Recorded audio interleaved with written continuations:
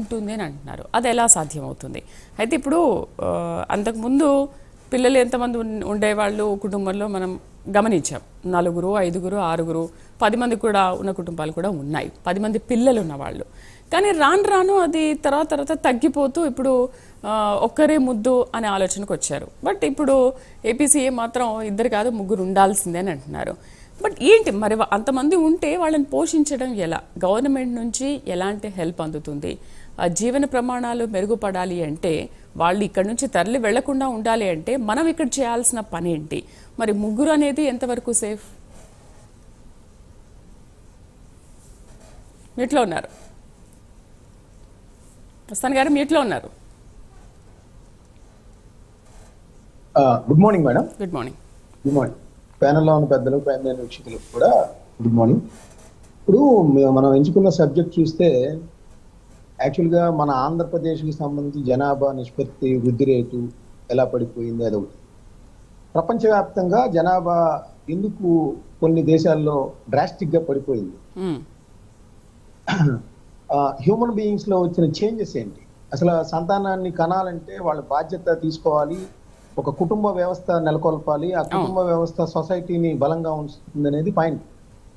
So మన చంద్రబాబు నాయుడు గారు పిలిపించారనేది ఒక ఆస్పెక్ట్. అయితే మామూలుగా ఏంటంటే ఇప్పుడు ప్రపంచ జనాభా చూస్తే మొత్తం 804 కోట్లుగా ఉంది. ఇప్పుడు మనకి ప్రధానంగా చూసినట్లయితే ఫస్ట్ మనం ఇప్పుడు చైనాని కూడా అధిగమించిన పరిస్థితి ఉంది. 2వ స్థానంలో చైనా ఉంది, 3వ స్థానంలో అమెరికా ఉంది. ఇలా ఉన్న పరిస్థితుల్లో మనం ఇంకో కోణంలో చూస్తే ఏంటంటే ఇప్పుడు జపాన్, చైనాలో అధిక జనాభా ఉన్నప్పటికీ కూడా ఇప్పుడు 2016కు ముందు చైనాలో కేవలం ఒకళ్ళని మాత్రమే కనండి అనే ఒక మ్యాండేటరీ అంటే ప్రభుత్వం తరఫున ఉండేది. 2016లో దాన్ని తొలగించారు. 2016లో తొలగించి ఇప్పుడు 3 అయినా కూడా చైనాలో కనే అవకాశాలు ఉన్నాయి. జపాన్ లో చూస్తే జపాన్ లో అసలు సంతానోత్పత్తి కాదు కదా, అసలు పెళ్లిళ్ళు చేసుకోవడం మీద యువతంతా విముఖత. ఇప్పుడు ప్రభుత్వం ఇనిషియేటివ్ తీసుకొని బాబు మ్యారేజ్ చేసుకోండి, పిల్లల్ని కనండి చెప్పేసి అదొక మూమెంట్ తీసుకొస్తుంది అనమాట. వాళ్ళకి అవసరమైతే తండ్రులకు కూడా ఎంకరేజ్మెంట్స్, పిల్లలకి కంటే వాళ్ళకి ఎడ్యుకేషన్ ఇస్తాము, లేదంటే వాళ్ళకి ఇంకా ఏదన్నా పోషణకు కూడా మేము డబ్బులు ఇస్తామనే పరిస్థితికి వచ్చేసింది. ఎందుకంటే జపాన్ లో ఏంటంటే కష్టపడే తత్వం ఎక్కువ. అణుబాంబు ప్రభావానికి లోనై కూడా వాళ్ళు విపరీతమైన గ్రోత్ సంపాదించారు. కష్టపడే తత్వం ఎక్కువ అనమాట. 18 గంటలు కష్టపడతారు. అయితే వాళ్ళంతా రోబోగా మారిపోయారు, మెటీరియలిస్టిక్ గా మారిపోయారు. సంతానం గానీ లేకపోతే కుటుంబ వ్యవస్థ గానీ చిన్న భిన్నమైపోయిన పరిస్థితి. ఇదే కనుక ఇప్పుడున్న ఫ్లో కనుక కొనసాగితే జపాన్ లో జనాభా అనేది పూర్తిగా అంతరించిపోయే పరిస్థితి కూడా ఉంది. ఇది మనం చెప్పడానికి అతిశయోక్తిగా ఉండొచ్చు, కానీ అక్కడ పడిపోతున్న ఆ వృద్ధి రేటు కనుక చూస్తే ఆ విధమైన ప్రమాదం కనిపిస్తా ఉంది. చైనా కూడా అందుకనే 2016లోనే ఎత్తేసింది ఆ నిర్బంధాన్ని, ఎత్తేసింది కరణ్ అంటుంది. సో ఇప్పుడున్న యువత నిజంగా మేము చెప్తాను మేడం, గతంలో ఇప్పుడు మేమే ఉన్నాము, మేము 5 మా ఫాదర్కి యాక్చువల్గా 6 పర్సన్స్ అయితే ఒకళ్ళు చనిపోయారు, మా సిస్టర్ 5. ఇప్పుడు మేము 2మే. ఇప్పుడున్న తరంలో చూస్తే 30-32 ఏళ్ళకి పెళ్లి చేసుకున్నారు. ఏంటంటే ఆర్థికంగా స్థిరపడాలి, ఆ తర్వాత మాత్రమే ఉంటుంది, మనం కష్టాలు పాల్గొకూడదని. ఆ టయానికి ఈ సంతానం కలిగే అవకాశాలు కూడా కోల్పోతున్నారు.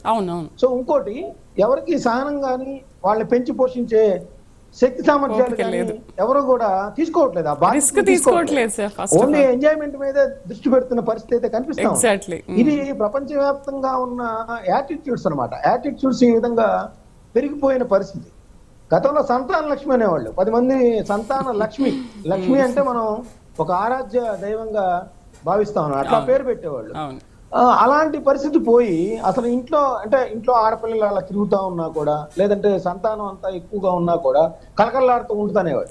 ఇప్పుడు మనం చూడండి, కొన్ని ఊళ్ళకి వెళ్తే వాళ్ళ వృద్ధులు కనిపిస్తారు, వాళ్ళ ఇళ్లలో వృద్ధులు కనిపిస్తారు. వాళ్ళ పిల్లలందరూ ఎక్కడ విదేశాల్లో ఉంటారు, బిక్కుమంటూ పెద్ద పెద్ద ఇళ్ళు అనమాట, పెద్ద పెద్ద ఇళ్ళు ఉంటాయి. సో ఇదంతా ఏంటంటే మనకు హ్యూమన్ టెండెన్సీలో వచ్చిన మార్పు.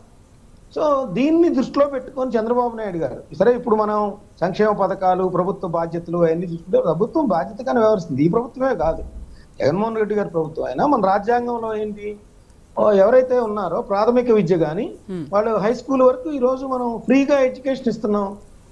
వాళ్ళకి మధ్యాహ్న భోజనం పెడుతున్నాము. అదేవిధంగా వాళ్ళకి ఇంకా ఇన్సెంటివ్స్ గా తల్లికి వందనం లాగా అమ్మఒడి జగన్మోహన్ రెడ్డి గారు ప్రవేశపెట్టి ఇప్పుడు చంద్రబాబు నాయుడు గారు ఆయన ఒక్కరికే ఇస్తే ఈయన అందరికీ ఇస్తున్నారు. సో అంటే ప్రభుత్వాలు కూడా ఆ విషయంలో ఎడ్యుకేషన్ విషయంలో, ఫుడ్ విషయంలో, పౌష్టికాహారం విషయంలో బాధ్యత వహిస్తున్నాయి. సో ఇప్పుడు చంద్రబాబు నాయుడు గారు అనేది ఏంటంటే ఇప్పుడు మన 2011తో పోలిస్తే 2021కి చాలా డ్రాస్టిక్ గా పడిపోయింది. జనాభా వృద్ధి రేట్ అనేది రాను రాను తగ్గిపోతా ఉంది. ఇంకో విషయం ఏంటంటే ఇక్కడ ప్రమాదకరమైనది ఏంటంటే మనం ఆధారపడే వాళ్ళ సంఖ్య, సంపాదనా పరులేమో తగ్గిపోతున్నారు, కుటుంబంలో ఆధారపడే వాళ్ళ సంఖ్య పెరిగిపోతాం. ఇది వృద్ధి రేటు మీద కానీ ఆర్థికంగా మన రాష్ట్ర గ్రోత్ మీద కానీ విపరీతమైన ప్రభావం చూపుతుంది. సో దాన్ని ఆయన ఇంకోటి రాజకీయంగా చూస్తే మనం ఇప్పుడంతా చర్చించిందంతా జనాభా పెరుగుదల ఏంటి, దాని హ్యూమన్ టెండెన్సీ ఏంటి, ప్రపంచవ్యాప్తంగా ఉన్న ధోరణులు ఏంటి మాట్లాడాం. ఇక్కడ చూస్తే ఏమైందంటే రాష్ట్రంలో డిపెండెన్సీ ఆధారపడే వాళ్ళు పెరిగిపోతా ఉన్నారు. అదేవిధంగా వృద్ధుల సంఖ్య పెరిగిపోతా ఉంది. మనకి ఆరోగ్య విషయం జీవన ప్రమాణాలు 65, 65 ఏళ్ళు ఉండేది, ఇప్పుడు 70కి చేరుకుంది అది. కానీ వాళ్ళేంటి సంపాదనా పరులు తగ్గిపోయి ఇంట్లో కూర్చొని తినే వాళ్ళ సంఖ్య పెరిగిపోతుంది, సంపాదనా పరులు కొద్దిమంది మాత్రమే ఉంటున్నారు, తగ్గిపోతున్నారు. సో ఇది కూడా కారణం. సో ఇంకోటి ఏంటంటే రాజకీయంగా చూస్తే దక్షిణాది రాష్ట్రాల్లో ఈ జనాభా పెరుగుదల బాగా తగ్గుముఖం పడటం వల్ల పార్లమెంట్ లో మనం ప్రాతినిధ్యం వహించే మన ప్రజాప్రతినిధుల సంఖ్య కూడా రేపు డీలిమిటేషన్ జరిగితే తగ్గిపోయే పరిస్థితి కనిపిస్తా ఉంది. సో అది కూడా ఆ చంద్రబాబు నాయుడు గారి ఆందోళనలో అదొక భాగం.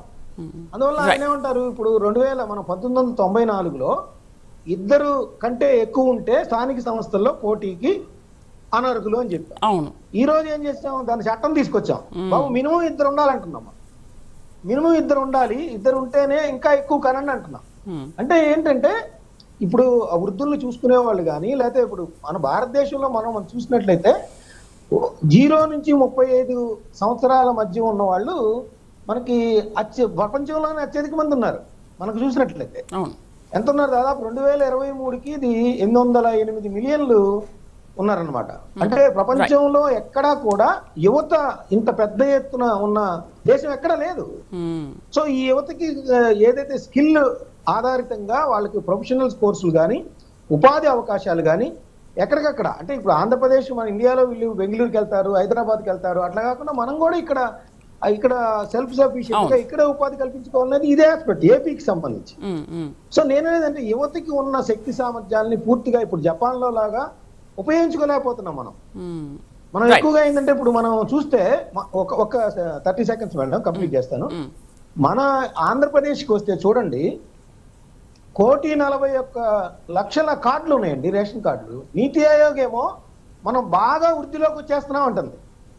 ఆంధ్రప్రదేశ్ చూస్తేనేమో రేషన్ కార్డులు బీపీఎల్ అంటే బిలో పావర్టీ లైన్ కింద ఉన్న కుటుంబాలు మాత్రం విపరీతంగా కనిపిస్తా ఉన్నాయి. అవును, అందరూ జగన్మోహన్ రెడ్డి గారు కానీ చంద్రబాబు